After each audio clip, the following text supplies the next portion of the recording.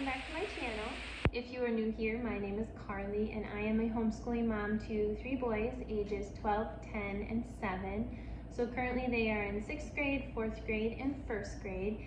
And if you've been watching my videos for a while, I put out a video recently about how I've been trying to be more intentional about the books that we're checking out from the library and how we implement those into our homeschool and how I display those so that my boys are more likely to pick up a book and read it and learn something new, even if it's just one book at a time. So if you're interested in learning exactly what I mean with that, go ahead and check out that video. I'll link it down below. But this week I just wanted to quick show you what we have on our library shelf this week. We just went to the library 2 days ago, so I changed out all the books that we had on here. I have new ones here and new ones in our basket. So the first thing I'm going to show you is all of the books that I have on our shelf.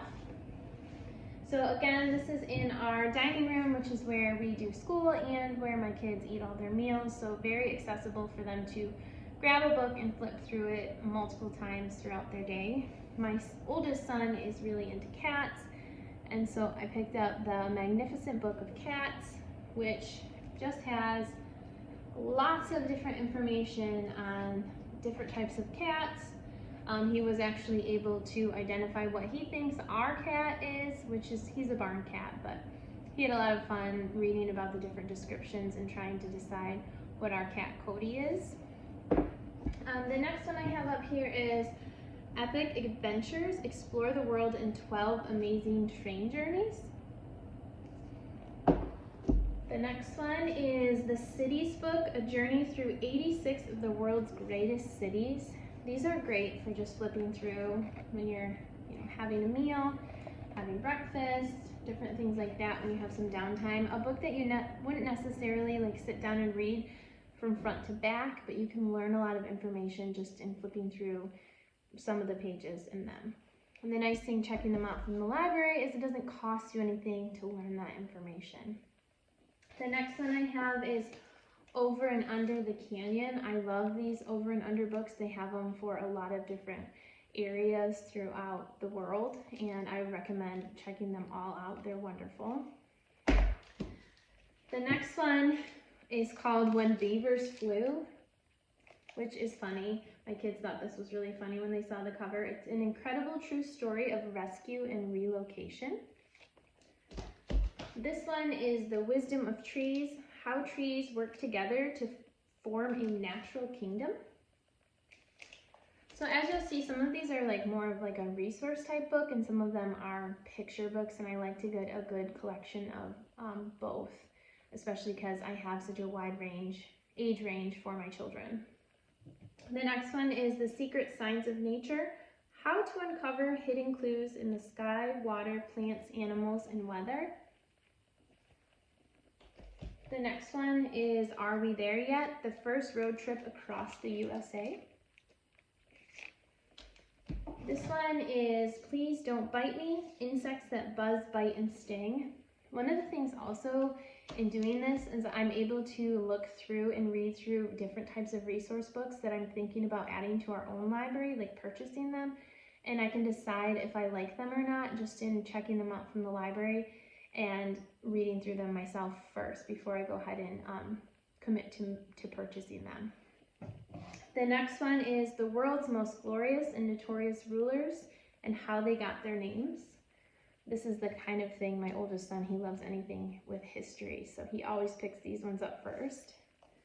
And then the last one is Whales in the City, and this is about the history of whales in New York City and how they left for a while and how the people of New York City were able to bring them back. And we've already read this one, and it was a really good one. So that is everything on my library shelf, but I also have a basket of more storybook type things that I'll read out loud as well, and so I'll share those with you quickly.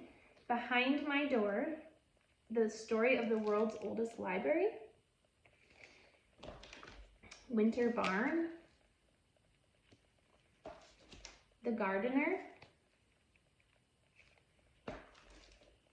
Grandmother Winter.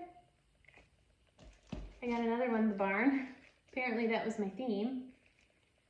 Wombat the Reluctant Hero, Solving the Puzzle Under the Sea. It's maps of the ocean floor. Stars of the Night, The Courageous Children of the Kindertransport. So this is how children were transported out of, I'll think of it, camps during like World War II.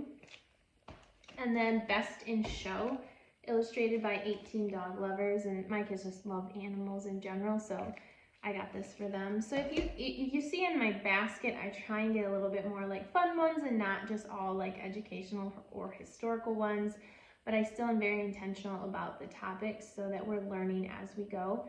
And then I also just wanted to quick show you this series. I haven't read it yet, but I thought it would be a great read aloud. If you've read these and you have thoughts or opinions on them, I would love to hear about them down below. And this is called Flashback 4, The Lincoln Project by Dan Gutman. So I guess there's like a whole series where these kids like go back in time to different parts of history, and it looks really fun. It almost looks like kind of how Magic Treehouse is, but a different spin on that. So I'm excited to read it. If you've read this and you have the thoughts and opinions, let me know. So that is everything we have on our library shelf and basket this week. I hope some of these books inspired you, you know, kind of what you're looking for at the library. And as always, thank you so much for watching, and please like and subscribe, and I'll see you in my next video. Bye!